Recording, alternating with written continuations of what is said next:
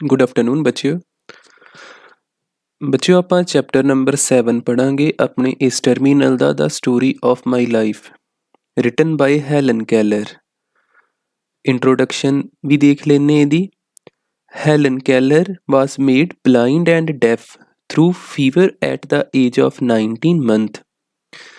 Helen Keller ਨੂੰ ਦਿਖਦਾ ਨਹੀਂ ਸੀ, ਨਾ ਹੀ ਸੁਣਦਾ ਹੀ। ਇਹ ਪ੍ਰੋਬਲਮ ਇਹਨੂੰ ਕਿਉਂ ਆਈ? ਫੀਵਰ ਦੇ ਕਾਰਨ, ਜਿਹੜਾ ਇਹਨੂੰ 19 ਸਾਲ ਦੀ ਉਮਰ ਵਿੱਚ ਹੋਇਆ। ਬੋਰਨ ਇਨ 1880 1880 ਦੇ ਵਿੱਚ ਇਹਦਾ ਜਨਮ ਹੋਇਆ।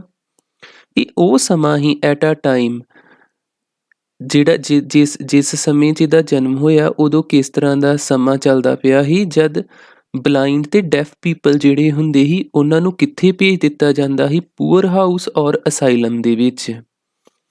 ਪੂਅਰ ਹਾਊਸ ਜਿੱਥੇ ਅਸਾਈਲਮ ਜਿਹੜੇ ਬੱਚੇ ਪੂਅਰ ਗਰੀਬ ਲਈ ਨਹੀਂ ਆਇਆ, ਵਿਚਾਰੇ ਲਈ ਆਇਆ, ਕਿਸੇ ਪੱਖ ਤੋਂ ਕਮਜ਼ੋਰ ਰਹਿ ਜਾਣਾ ਬੱਚਿਆਂ ਦਾ, ਅਤੇ ਉੱਥੇ ਬੱਚਿਆਂ ਨੂੰ ਐਡਮਿਟ ਕਰਾ ਦਿੱਤਾ ਜਾਂਦਾ ਹੁੰਦਾ ਸੀ। ਉੱਥੇ ਬੱਚੇ ਰਹਿੰਦੇ ਹੁੰਦੇ ਸੀ ਅਤੇ ਉਹਨਾਂ ਦਾ ਸਪੈਸ਼ਲ ਕੇਅਰ ਹੁੰਦੀ ਸੀ, ਉਹਨਾਂ ਨੂੰ ਉੱਥੇ ਪੜ੍ਹਾਇਆ ਲਿਖਾਇਆ ਜਾਂਦਾ ਹੁੰਦਾ ਸੀ।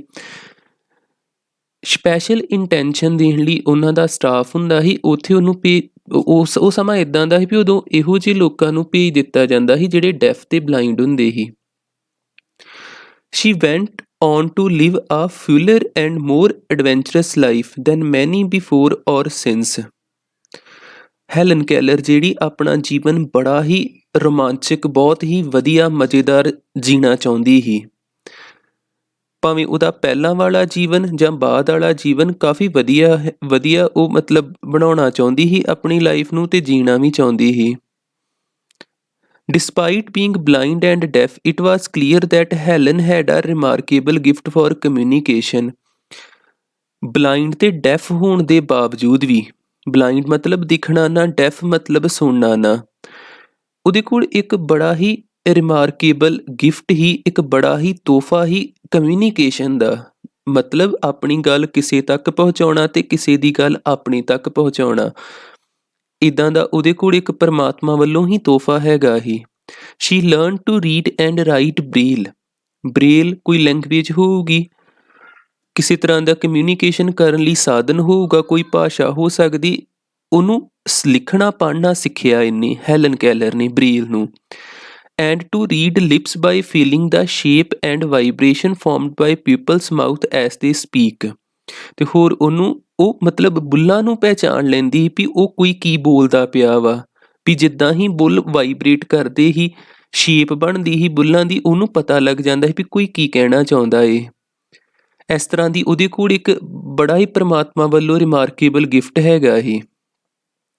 ਦਿਸ ਫਾਰਮ ਆਫ ਲਿਪ ਰੀਡਿੰਗ, ਇਹ ਜਿਹੜਾ ਤਰੀਕਾ ਹੀ ਲਿਪ ਰੀਡ ਕਰਨ ਦਾ, ਉਹਨੂੰ ਕੀ ਬੋਲਦੇ ਆ? Tadoma. Is one that is very difficult. ਇਹ ਬਹੁਤ ਹੀ ਔਖਾ ਤਰੀਕਾ ਏ ਵੀ ਇਹ ਚੀਜ਼ ਨੂੰ ਕਿਸੇ ਦੀ ਲਿਪ ਰੀਡਿੰਗ ਕਰਨਾ, ਸਮਝ ਜਾਣਾ ਬਿਨਾਂ ਦੇਖੇ, ਕਿਉਂਕਿ ਇਹ ਤਾਂ ਬਲਾਈਂਡ ਹੀ ਨਾ, ਇਹ ਬਹੁਤ ਹੀ ਡਿਫੀਕਲਟ ਮੰਨਿਆ ਜਾਂਦਾ ਏ। ਅਤੇ ਬੜੇ ਹੀ ਘੱਟ ਲੋਕ ਆ ਜਿਹੜੇ ਸਕਸੈਸਫੁਲੀ ਇਹ ਚੀਜ਼ ਸਮਝ ਪਾਉਂਦੇ ਨੇ। Anne Sullivan arrived at Keller house in March 1887। Anne Sullivan ਇੱਕ ਕਰੈਕਟਰ ਨਵਾਂ ਆ ਗਿਆ। ਇਹ ਹੈਲਨ ਕੈਲਰ ਦੀ ਟੀਚਰ ਹੀ। ਇਹ ਹੈਲਨ ਕੈਲਰ ਦੇ ਘਰ ਆਈ 1887 ਮਾਰਚ ਦਾ ਮੰਥ ਹੀ, ਅਤੇ 1887 ਈਅਰ ਹੀ। And immediately begin to teach Helen to communicate by spelling words into her hand. ਅਤੇ ਫਟਾਫਟ ਹੀ ਉਹਨੂੰ ਸਿਖਾਉਣਾ ਸ਼ੁਰੂ ਕਰਤਾ, ਕੁਝ ਸ਼ਬਦਾਂ ਨੂੰ, ਸ਼ਬਦ ਸਪੈਲ ਕੀਤੇ ਉਹਦੇ ਹੱਥ ਦੇ ਉੱਪਰ ਕਿਸੇ ਤਰੀਕੇ ਨਾਲ।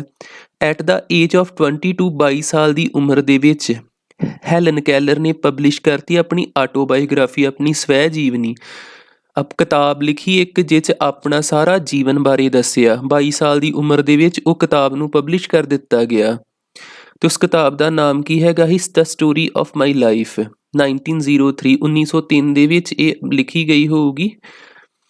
ਵਿਦ ਦਾ ਹੈਲਪ ਆਫ, ਇਹ ਕਿਤਾਬ ਲਿਖੀ ਗਈ, ਪਬਲਿਸ਼ ਕੀਤੀ ਗਈ ਕਿਹਨਾਂ ਦੀ ਮਦਦ ਦੇ ਨਾਲ? ਉਹਦੀ ਟੀਚਰ ਸੁਲੀਵਨ ਦੀ ਮਦਦ ਦੇ ਨਾਲ, ਅਤੇ ਸੁਲੀਵਨ ਦੇ ਹਸਬੈਂਡ ਜੌਨ ਮੈਕੀ ਦੀ ਮਦਦ ਦੇ ਨਾਲ। It recount the story of a life up to age 21। ਇਹ ਜਿਹੜੀ ਕਿਤਾਬ ਹੀ ਉਹਦੇ 'ਚ ਹੈਲਨ ਕੈਲਰ ਦਾ ਜੀਵਨ ਦੱਸਿਆ ਗਿਆ 21 ਸਾਲ ਦੀ ਉਮਰ ਤੱਕ। And was written during her time in college, ਜਦ ਹੈਲਨ ਕੈਲਰ ਕਾਲਜ ਵਿੱਚ ਪੜ੍ਹਦੀ ਹੀ।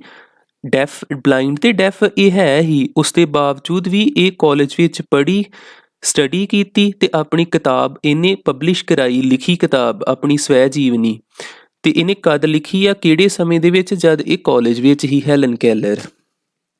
ਹੁਣ ਆਪਾਂ ਕਹਾਣੀ ਦੇਖਦੇ ਹਾਂ ਅਤੇ ਇਹਦਾ introductory part he. The most important day I remember in all my life is the one on which my teacher Annie Mansfield Sullivan came to me. I am filled with wonder when I consider the immeasurable contrast between the two lives which it connect. It was the 3rd of March 1887, 3 months before I was 7 years old.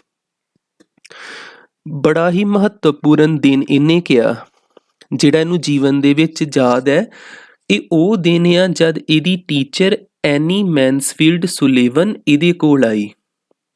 ਖੁਸ਼ੀ ਨਾਲ ਇਹ ਭਰ ਗਈ, ਹੈਰਾਨੀ ਨਾਲ ਇਹ ਭਰ ਗਈ, ਜਦ ਇਹਨੇ ਇੱਕ ਹਿਸਾਬ ਦਾ ਇਮਮੀਅਰੇਬਲ, ਜਿਹੜਾ ਮਿਣਿਆ ਨਾ ਜਾ ਸਕੇ ਫਰਕ, ਕੰਟਰਾਸਟ ਦੋ ਜ਼ਿੰਦਗੀਆਂ ਵਿੱਚ, ਜਦ ਇਹਨਾਂ ਨੂੰ ਜੋੜ ਕੇ ਦੇਖਦੀ, ਇੱਕ ਇਹਦੇ ਟੀਚਰ ਤੋਂ ਆਉਣ ਤੋਂ ਪਹਿਲੋਂ ਵਾਲੀ ਜ਼ਿੰਦਗੀ, ਇੱਕ ਬਾਅਦ ਵਾਲੀ ਜ਼ਿੰਦਗੀ। ਅਤੇ ਇਹ ਕਿਹੜਾ ਦਿਨ ਹੀ, ਜਦ ਜਿਹੜਾ ਮਹੱਤਵਪੂਰਨ ਦਿਨ ਜਦ ਇਹਦੀ ਟੀਚਰ ਇਹਦੇ ਕੋਲ ਆਈ ਹੀ, ਇਹ ਮਾਰਚ ਦਾ ਮੰਥ ਹੀ ਅਤੇ 3rd of March 3 ਤਰੀਕ ਹੀ, ਅਤੇ 1887 year he. 3 months before I was, 3 ਮਹੀਨੇ ਰਹਿ ਗਏ ਹੀ, ਇਹ 7 ਸਾਲ ਦੀ ਹੋਣ ਵਾਲੀ ਹੀ। On the afternoon of that eventful day, I stood on the porch, dumb expectant. ਦੁਪਹਿਰ ਦਾ ਵੇਲਾ ਹੀ ਉਸ ਦਿਨ ਦਾ, 3 ਮਾਰਚ, ਜਿਹੜਾ ਆਪਾਂ ਪਰਲੇ ਪੈਰਾਗ੍ਰਾਫ ਦੇ ਵਿੱਚ ਪੜ੍ਹਿਆ। ਇਹ ਵਿਹੜੇ ਦੇ ਵਿੱਚ ਖਲੋਤੀ ਆ, ਡੰਬ ਆ, ਬਿਲਕੁਲ ਇਹਨੂੰ ਕੁਝ ਪਤਾ ਨਹੀਂ ਆ ਕੀ ਹੋਣ ਵਾਲਾ। I guessed vaguely from my mother's sign and from the hurrying to and fro in the house that something unusual was about to happen. ਇਹ ਅੰਦਾਜ਼ਾ ਲਾਉਂਦੀ ਪਈ ਆ ਆਪਣੀ ਮਦਰ ਤੋਂ, ਕਿਉਂਕਿ ਇਹਦੀ ਮਦਰ ਜਿਹੜੀ ਆ, ਇਹ ਵਿਹੜੇ ਦੇ ਵਿੱਚ, ਘਰ ਦੇ ਵਿੱਚ ਟੂ ਐਂਡ ਫਰੋ, ਕਦੀ ਕਿਸੇ ਬੰਨੇ ਜਾਂਦੀ ਪਈ, ਕਦੀ ਕਿਸੇ ਬੰਨੇ ਜਾਂਦੀ ਪਈ। ਇਹਨੂੰ ਉਸ ਕਦਮਾਂ ਤੋਂ, ਉਸ ਤੋਂ ਅੰਦਾਜ਼ਾ ਲੱਗਦਾ ਪਿਆ ਵੀ ਕੁਝ ਨਾ ਕੁਝ ਵੱਖਰਾ ਜਿਹਾ ਹੋਣ ਵਾਲਾ ਏ। ਸੋ ਆਈ ਵੈਂਟ ਟੂ ਦਾ ਡੋਰ। ਇਹ ਫਿਰ ਦਰਵਾਜ਼ੇ ਕੋਲ ਚਲ ਜਾਂਦੀ ਅਤੇ ਇੰਤਜ਼ਾਰ ਕਰਨ ਡੈ ਪੈਂਦੀ ਕਦਮਾਂ ਦਾ, ਵੀ ਕੋਈ ਆਉਣ ਵਾਲਾ ਏ। ਉਹਦੇ ਸਟੈਪਸ, ਜਿਹੜੇ ਪੈਰਾਂ ਦੀ ਆਵਾਜ਼ ਲਈ, ਉਹ ਵੇਟ ਕਰਨ ਡੈ ਪੈਂਦੀ। The afternoon, ਦੁਪਹਿਰ ਦੇ ਵੇਲੇ, sun penetrated the mass of honeysuckle. honeysuckle ਇੱਕ ਵੇਲ ਹੁੰਦੀ ਹੈ, ਕੋਈ ਪਲਾਂਟ ਹੀ ਹੈ, ਨਾਰਥ ਅਮਰੀਕਾ ਦੇ ਵਿੱਚ ਹੁੰਦਾ, ਪੀਲੇ ਫੁੱਲ ਨਿਕਲਦੇ ਇਹਨੂੰ। ਦੁਪਹਿਰ ਦਾ ਵੇਲਾ ਏ, ਸੂਰਜ ਦੀ ਧੁੱਪ ਜਿਹੜੀ ਆ ਆਰ ਪਾਰ ਹੁੰਦੀ ਪਈ, ਪੈਨੀਟਰੇਟ ਕਰਦੀ ਪਈ ਆ ਕਿੰਨੇ ਸਾਰੇ ਗੁੱਛੇ ਜਿਹੇ ਨੂੰ, ਕਿੰਨਾ ਸੰਘਣਾ honeysuckle ਦਾ ਕੋਈ ਵੇਲ ਹੋਊਗੀ ਉਹਦੇ ਵਿੱਚੋਂ, ਅਤੇ ਕਿਹਨੂੰ ਕਵਰਡ ਕਰਦੀ ਪਈ ਆ, ਪੋਰਚ ਨੂੰ। And fell on my upturned face, ਅਤੇ ਇਹਦੇ ਉੱਪਰ ਪੈਂਦੀ ਪਈ ਆ ਉਹ ਧੁੱਪ, ਤਾਂ ਨੂੰ ਫੇਸ ਕਰਕੇ ਇਹਦੇ ਉੱਪਰ ਪੈਂਦੀ ਪਈ ਉਹ ਸਾਰੀ ਧੁੱਪ, ਉਸ honeysuckle 'ਚੋਂ ਪੈਨੀਟਰੇਟ ਕਰਕੇ। My finger lingered almost unconsciously on the familiar leaves.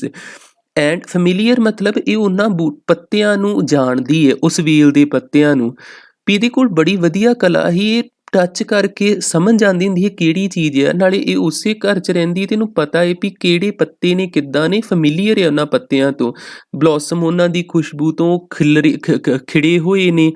which had just come forth to greet the sweet southering, to greet ਮਤਲਬ ਜਿੱਦਾਂ ਸਵਾਗਤ ਕਰਨਾ। ਇਹ ਹੁਣ ਬਲੌਸਮ ਵੇਲ ਪੂਰੀ ਭਰੀ ਪਈ ਹੈ ਫੁੱਲਾਂ ਦੇ ਨਾਲ, ਉਹ ਕਿਹਦਾ ਸਵਾਗਤ ਕਰਦੀ ਪਈ ਆ, ਸਪਰਿੰਗ ਸੀਜ਼ਨ ਦਾ।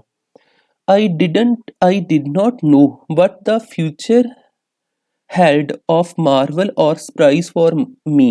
ਇਹਨੂੰ ਕੁਝ ਨਹੀਂ ਪਤਾ ਵੀ ਇਹਦਾ ਭਵਿੱਖ ਕਿਵੇਂ ਦਾ ਹੋਣ ਵਾਲਾ, ਵੀ ਇਹਦੇ ਲਈ ਕੀ ਸਰਪ੍ਰਾਈਜ਼ ਆ, ਇਹਨੂੰ ਕੋਈ ਚੀਜ਼ ਦਾ ਇੱਥੇ ਅੰਦਾਜ਼ਾ ਨਹੀਂ ਹੈਗਾ, ਕੀ ਹੈਰਾਨੀਜਨਕ ਇਹਦੇ ਨਾਲ ਹੋਣ ਵਾਲਾ ਏ।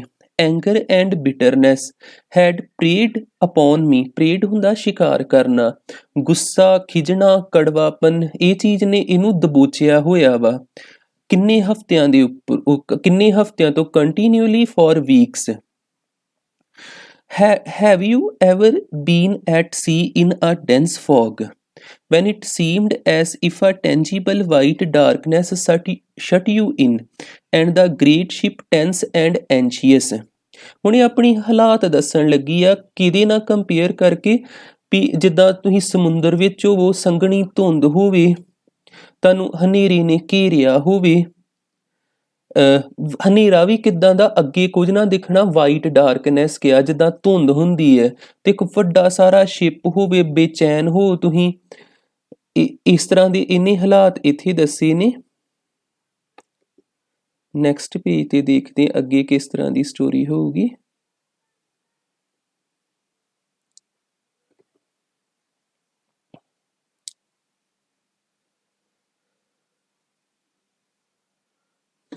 groped her way toward the shore with plummet and sounding line, and you waited with beating heart for something to happen. I was like that ship before my education began। ਇਹ ਸਮੁੰਦਰ ਜਿਹੜਾ ਸ਼ਿਪ ਹੈ, ਸਮੁੰਦਰੀ ਜਹਾਜ਼ ਹੈ, ਉਹ group ਕਰੀ ਜਾਂਦਾ, ਜਿੱਧਰ ਨੂੰ ਜਾਂਦਾ ਵਾ ਉਸ ਰਸਤੇ ਵੱਲ ਵੱਧਦਾ ਜਾਂਦਾ, ਸ਼ੋਰ ਵੱਲ, ਤੇ ਉਹਨੂੰ ਜਿੱਦਾਂ ਕੋਈ ਡਾਇਰੈਕਸ਼ਨ ਹੀ ਨਹੀਂ ਹੈਗੀ ਉਸ ਧੁੰਦ ਦੇ ਵਿੱਚ ਜਾਣਾ ਕਿੱਦਾਂ ਵਾ। ਉਸ ਸ਼ਿਪ ਨੂੰ ਕੰਪੇਅਰ ਕਰਦੀ ਪਈ ਆਪਣੇ ਨਾਲ, ਕਹਿੰਦੀ ਮੈਂ ਵੀ ਉਸੇ ਸ਼ਿਪ ਦੀ ਤਰ੍ਹਾਂ ਹੀ ਜਿੰਨਾ ਚਿਰ ਤੱਕ ਮੇਰੀ ਪੜ੍ਹਾਈ ਸ਼ੁਰੂ ਨਹੀਂ ਹੋਈ। ਓਨਲੀ ਆਈ ਵਾਜ਼ ਵਿਦਾਊਟ ਕੰਪਸ ਔਰ ਸਾਊਂਡਿੰਗ ਲਾਈਨ। ਆ ਕੁਝ ਇੰਸਟਰੂਮੈਂਟ ਹੁੰਦੇ ਨੇ ਜਿਹੜੇ ਆਪਾਂ ਨੂੰ ਡਾਇਰੈਕਸ਼ਨ ਦੱਸਦੇ, ਰਾਹ ਵਗੈਰਾ ਪਤਾ ਲੱਗਦਾ ਏ। ਕੰਪਸ, ਸਾਊਂਡਿੰਗ ਲਾਈਨ, ਕਹਿੰਦੀ ਸਾਊਂਡਿੰਗ ਲਾਈਨ ਜਿੱਦਾਂ ਸੋਨਰ ਹੁੰਦਾ ਏ, ਸਾਊਂਡ ਨੈਵੀਗੇਸ਼ਨ ਐਂਡ ਰੇਂਜਿੰਗ ਵਾਲਾ। ਉਹ ਕਹਿੰਦੀ ਆ ਵੀ ਜਿੰਨਾ ਚਿਰ ਤੱਕ ਮੇਰੀ ਪੜ੍ਹਾਈ ਸ਼ੁਰੂ ਨਹੀਂ ਹੋਈ, ਮੈਂ ਵੀ ਉਸੇ ਸ਼ਿਪ ਦੀ ਤਰ੍ਹਾਂ ਹੀ, ਬਿਨਾਂ ਕੰਪਸ ਤੋਂ, ਬਿਨਾਂ ਸਾਊਂਡਿੰਗ ਲਾਈਨ ਤੋਂ, ਤੇ ਕੋਈ ਪਤਾ ਨਹੀਂ ਵੀ ਹਾਰਬਰ ਕਿੱਥੇ ਹੈਗਾ ਵਾ, ਕਿੰਨਾ ਕੁ ਨੇੜੇ ਕਿਨਾਰਾ ਬੰਦਰਗਾਹ ਹੈਗੀ ਆ। ਲਾਈਟ ਗਿਵ ਮੀ ਲਾਈਟ, ਰੋਸ਼ਨੀ ਮੈਨੂੰ ਰੋਸ਼ਨੀ ਦੇ। ਵਾਸ ਦਾ ਵਰਡਲੈਸ ਕਰਾਈ ਆਫ ਮਾਈ ਸੋਲ, ਮੇਰੀ ਆਤਮਾ ਦੀ ਇੱਕ ਆਵਾਜ਼ ਹੀ, ਦਰਦ ਭਰੀ ਆਵਾਜ਼ ਹੀ, ਵੀ ਰੋਸ਼ਨੀ ਮੈਨੂੰ ਰੋਸ਼ਨੀ ਦੇ। And the light of love shone on me in that very hour. I felt approaching footsteps. I stretched out my hand as I spoke to my mother. ਇਹਨੇ ਮਹਿਸੂਸ ਕੀਤੇ ਵੀ ਕੋਈ ਕਦਮ ਅਪਰੋਚ ਕਰਦੇ ਪਏ, ਇਹਦੇ ਵੱਲ ਵੱਧਦੇ ਪਏ ਆ। ਇਹਨੇ ਆਪਣੀਆਂ ਬਾਹਾਂ ਨੂੰ ਖਿਲਾਰਿਆ ਵੀ ਜਿੱਦਾਂ ਇਹਨੂੰ ਲੱਗਾ ਇਹਦੀ ਮਦਰ ਹੋਊਗੀ। Someone took it and I was catch up and held close in the arms of her। ਕਿਸੇ ਨੇ ਇਹਨੂੰ ਚੁੱਕਿਆ ਤੇ ਆਪਣੀਆਂ ਬਾਹਾਂ ਦੇ ਵਿੱਚ ਲੈ ਲਿਆ। Who had come to reveal all things to me and more than all things else to love me। The morning after my teacher came, she led me into her room and gave me a doll। ਆਪਾਂ ਇੱਥੋਂ ਤੱਕ ਪੜ੍ਹਦੇ ਹਾਂ, ਆਪਾਂ next video 'ਚ ਦੇਖਾਂਗੇ ਦਾ morning paragraph ਤੋਂ। Read ਕਰ ਲਿਓ ਤੁਸੀਂ ਵੀ ਖੁਦ।